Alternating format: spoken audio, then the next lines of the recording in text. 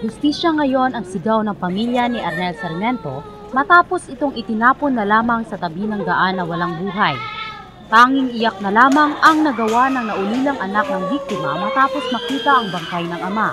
Isang landscaper si Arnel Sarmiento at nakatira sa Santiago Village, Barangay Lagaw. Ayon sa anak, noong linggo umano huling nakita ang biktima na lumabas daw ito ng kanilang bahay at iniwan ang cellphone. Di na raw nakabalik ang kanyang ama at sinubukan daw nila itong hanapin. Kadlaw, nilakaw na siya mga alas 2, namukaw na siya sa kuha pero gikuha niya akong lighter, giram, kaya na daw siya ikwaon. Nilakaw siya. Pagkabuntag, wala na nibalik, kay mawa na siya, pagkabuntag na bayana siya. Duwa siya kaadlaw na wala. Ningala na may pagka wala na siya nakuha. Sa naman si Papang, niya ang cellphone niya, gibilin niya sa balay. Wala naman si Papang, asa naman eh. Sige, magpangunta kung asa makuntakan. Sa Marvel, wala daw. Tut na bala na lang naman, ngali na siya sa labaho. Ang sakit nga.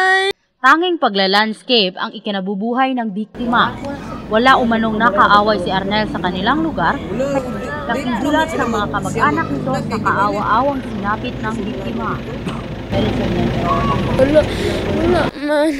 Wala butan kay na akong papa sa tinuod lang. Luwi ka akong papa, ma. Wala may kabalo. Kami trabaho lang pud mi. Wala po may kabalo na po dahil si atraso. Minana ba? Wala po mo kakuan. Maaalalang natagpuan ang katawan ng biktima sa may kalsada ng Diversion Road ng Udagay Conil kahapon, natagtad ng sugat sa katawan. Irish Ampuyas, Brigada News.